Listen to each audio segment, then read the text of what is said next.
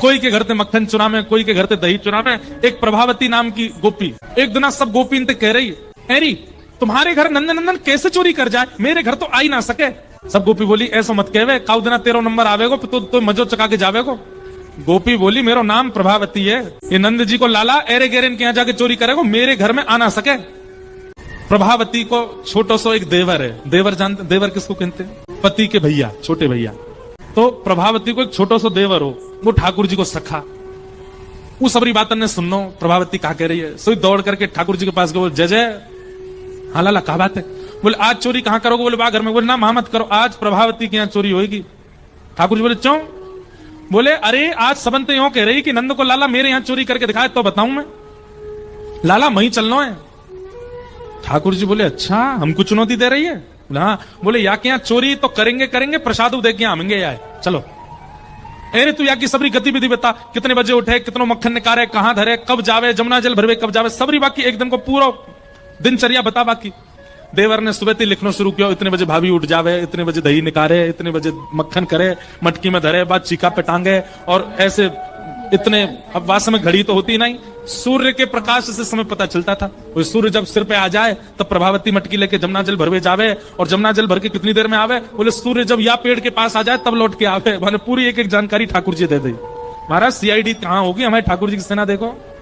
और 3.5 वर्ष के, अच्छा मधुमंगल की उम्र होगी 7-8 वर्ष की, श्रीदामा होगा 10 साल को, ठाकुर जी के सबरे सखा 11, 12, 15, 16, 20 साल के सखा हैं, और इन सभी सखान के प्रेसिडेंट हैं 3.5 वर्ष के श्री कृष्ण। सवेरे जैसे ही निकले नंद भवन से सबरे प्रणाम करें, जय हो हमारे लाला आगो।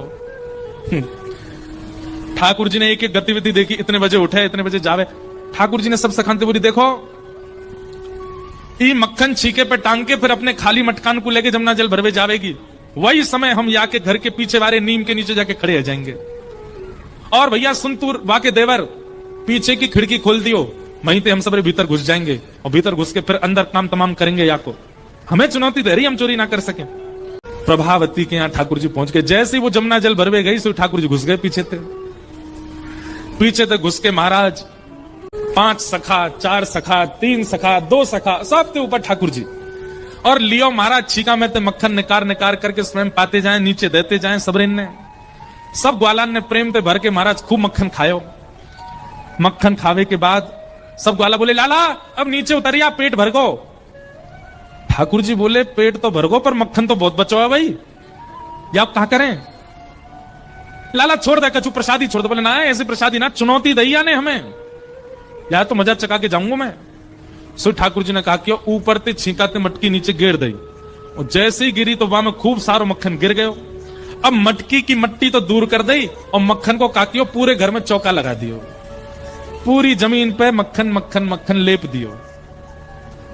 सब रिकबाला लगे चौका लगावे, पूरी पृथ्वी महाराज बा गोपी को आंगन मक्खन ते लीप दियो। सब ग्वाला बोले लाला अब कहा करें? बोले अब तो मजा आवेगो, मटकी लेके आ रही होगी, सोई रिपट जावेगी, वही कुछ देखनो हमें। सबरे छुप जाओ, एकांत में घुस जाओ, सबरे अंधेरे में छुप गए, कोई खंबा के पीछे छुप गो, सबरे छुप करके भीतर खड़े, प्रभावती आवेगी। इतने में ही प्रभावती आई। प्रभावती जैसे ही आई और दरवाजो खोल करके महाराज जैसे ही मानो अपनो पाम धरो भीतर। अब आप लोगन को तो अभ्यास है नहीं, पर मटकी भारी धरी हो सिर पे तो कितनी संभल के चले माताएं।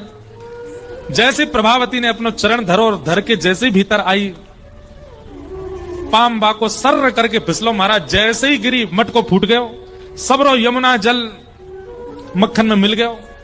और भीतर प्रवेश करते ही महाराज ऐसी सरकती भई गई, सीधे जाके दीवार में जाके सिर लगोवा को।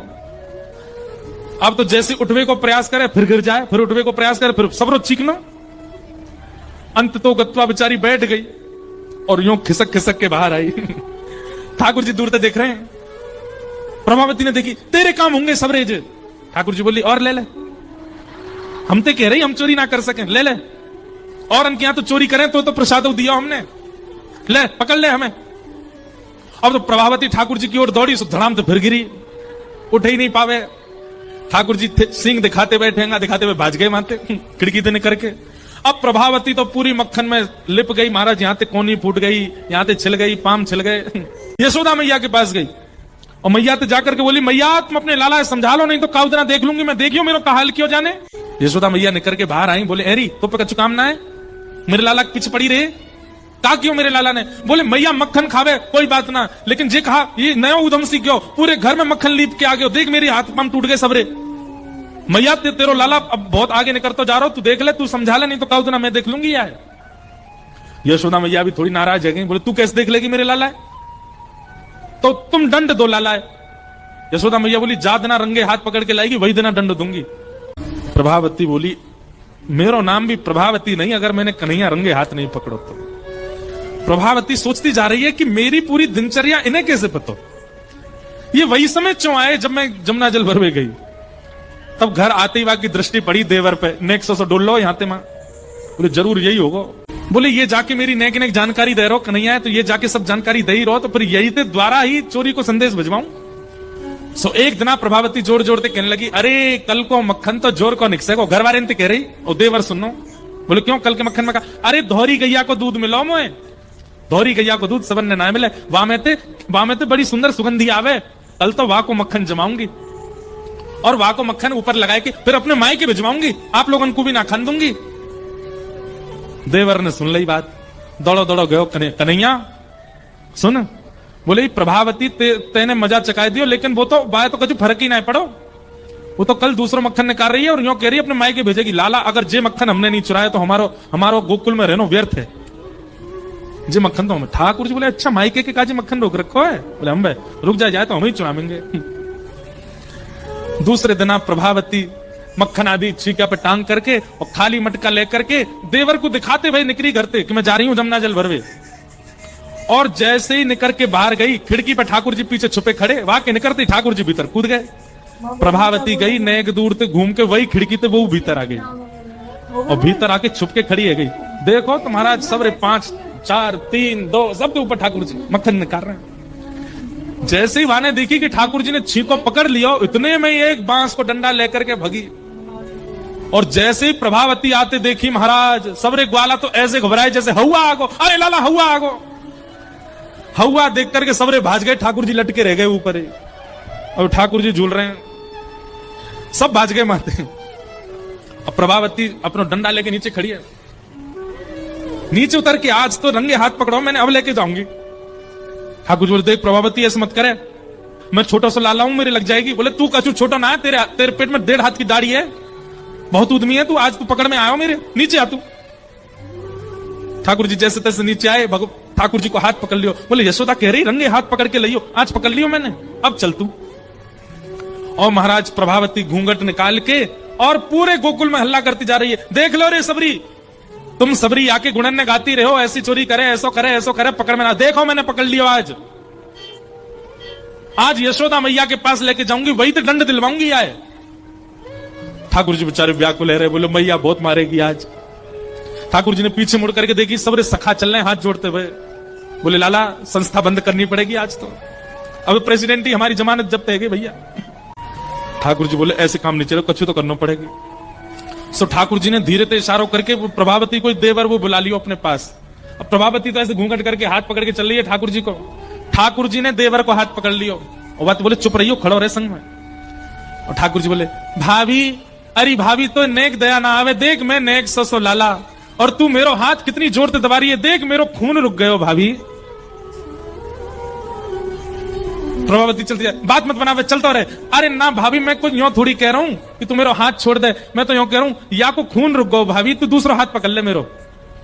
तो प्रभावती चलते चलते वाने हाथ छोड़ो, ला दूसरा हाथ दे अपनो। सो ठाकुर जी ने देवर को हाथ पकड़ाई दियो और पकड़ाए के ठाकुर जी भाज गए वहां से। अब प्रभावती व देवर के हाथ ही पकड़ के खींच खींच के लेके जा रही है। ठाकुर जी दूसरी गली में कूदते फांदते उछलते कूदते सीधे गए, यशोदा मैया वहां पे बैठ करके दही चला रही, सोई गए और यशोदा मैया की गोद में जाके हांपन लगे। मैया बोली कहा भैया लाला? कछुना मैया मैं तो सो रहे हो ऊपर, मुंह बहुत जोड़ते एक सपनों आयो। बोले कहा सपनों आयो? बोले सपनों आयो कि कोई गोपी आके मेरी शिकायत कर रही है द्वार पे। मैया मैं तो डर गो घबरा गो बहुत जोड़ते, मैंने की मेरी मैया कहां गई, मैं दौड़ के आ गो तेरे पास। मैया तुम को अपने हृदय पे लगा ले, मुझे तो इन गोपी के कछु आश्रय अच्छे ना लगे, पूरे दिन मेरे पीछे पड़ी रहे। मैया ने हंडी हंडी सब छोड़ी, दही वही चलान। अरे मेरो लाला ना है ना ऐसी कोई बात, तू सो रहे हो लाला? हाँ मैया मैं पल्ला में सो रहे हो, मुझको बहुत बहुत डर लगे मैया इन गोपीन थे, ये मेरी बहुत शिकायत करे। इतने में बाहर प्रभावती आई, यशोदा और यशोदा जल्दी निकल के बाहर आ। ठाकुर जी देख मैया देख मैया देख, गोपी की आवाज आ रही है, जो सपनों देखो सच है रो मैया, मुंह तो कोई बता रहे हो सवेरे देखो भाई सपनों सच है जाए, मैया देगी मेरी शिकायत करेगी। मैया ने कही लाला तू मेरी गोद में मत उतरी हो, ऐसे चुपको रहे मुंह, चल मैं बताऊं। ठाकुर जी बोले ना ना मैया मुंह को गोद में मत रखे, मुंह को डर लगे इन गोपी, तू मुंह को पीछे छुपा ले अपने। सो यशोदा मैया के पीछे पल्लू पकड़ करके ठाकुर जी छुप के यशोदा मैया के पीछे जा रहे हैं। मैया गई, कहा बात है अरे प्रभावती क्या भी चिल्ला रही है, देख मैया तेरो लाला पकड़ लियो मैंने, हाथ पकड़ के दिखा रही है, तू बहुत कह रही रंगे हाथ पकड़ी, आज पकड़ लाई तेरे लाला है। यशोदा मैया बोली देखियो ना कौन है, जैसे ही देखियो अरे बंदर भाज यहां ते, तू कहां ते आगो। अब वो तो भाज गयो माते। अब यशोदा मैया ने उल्टा सुनाना शुरू किया, अरे मेरे लाला के पीछे पड़ी रे, कौन पकड़ लाई है, अपने खुद के देवर पकड़ लाई, सही क्यों ना बतावे, तो कुछ सब में मेरो लाला ही दिखे। ना ना मैया सांची कह रही हूं, तेरी सौगंध तेरो लाला ही पकड़ो मैंने। इतने में ठाकुर जी यशोदा मैया के आंचल से बाहर निकल के बोले मैं तो यहां हूं, मैं कहां ते पकड़ो। प्रभावती बोली मैया तेरो लाला सच में बहुत उद्यमी है, मैया मैं यही को पकड़ के लेके आई, जे कब कब में हाथ बदल के भाज गो। बोले हाँ मेरो लाला तो जादूगर है, हाथ बदल ले यूं कर ले। प्रभावती को खूब सुना दी, प्रभावती चली गई, रोती भई जा रही है। सब गोकुल के लोग कह रहे हैं बोले है गए हो, पकड़वा दियो लाला। इतने में ठाकुर जी बोले मैया अब मेरो भय खत्म है गयो, अब मैं खेलवे जाऊं ग्वालन के संग। बोले हाँ लाला जा। ठाकुर जी दौड़ करके गए और एक गली के बाहर एक हाथ मधुमंगल के कंधा पे, दूसरा सीधा मां कंधा, ऐसे खड़े ठाकुर जी। सामने तो प्रभावती आ रही है। ठाकुर जी भाभी जी राम राम। प्रभावती तिरछी नजर से देख रही है, शर्म नहीं आ रही तुम्हें। बोले ना मैं तो बस इतना बतावे आयो कि आपने आज मेरो हाथ पकड़ो तो मैंने आपको देवर को हाथ कर दियो, कल को यदि मुंह पकड़वे की आपने चेष्टा करी तो कहीं आपके पतिदेव को हाथ नहीं पकड़ा दूं मैं, नंद जी को लालाऊं मैंने, एक बच के रही हूं मोते। सब गोकुल में महाराज ऐसा उधम करें, लेकिन प्रभावती इतनी उदास है गई, जैसे घर पहुंची ठाकुर जी के मन में आई कि मैंने वाक को बड़ो उपहास कराई दियो, वाक को खूब उपहास कराई दियो, चलो अब याते ने प्रेम कर आऊं। ठाकुर जी दौड़ करके प्रभावती के घर अकेले गए। प्रभावती चुप बैठी है, रो रही है। ठाकुर जी ने इतने में वाक के पास गए, अरे प्रभावती ने अपना मुख देखा। ठाकुर जी बोले, प्रभावती बोले दूर रहे मुझे मेरे पास मत आइयो। ठाकुर जी बोले एक बार देख तो सही मेरी ओर। जैसे प्रभावती ने देखी, नन्हे से गोपाल जी ने शंख चक्र गदा पद्म शत्रुभुज रूप धारण करके प्रभावती को दर्शन करा दिया। प्रभावती के नेत्र सजल है गए, आनंदित, रोम रोम पुलकित हो गया। ठाकुर जी के चरणन में दंडवत प्रणाम किया। बोले नाथ ये आप ही पूरी लीला कर रहे हैं ब्रजमंडल में। ठाकुर जी बोले हाँ, ये ब्रजवासी के प्रेम को स्वीकार करवे के काज में आयो, मैं तो बहुत प्रभावित हो, या हमारे तेरे संग ऐसी लीला करी। और भगवान ने फिर प्रभावती को भगवत धाम भेज दिया, अपनी लीला में प्रविष्ट करा दिया।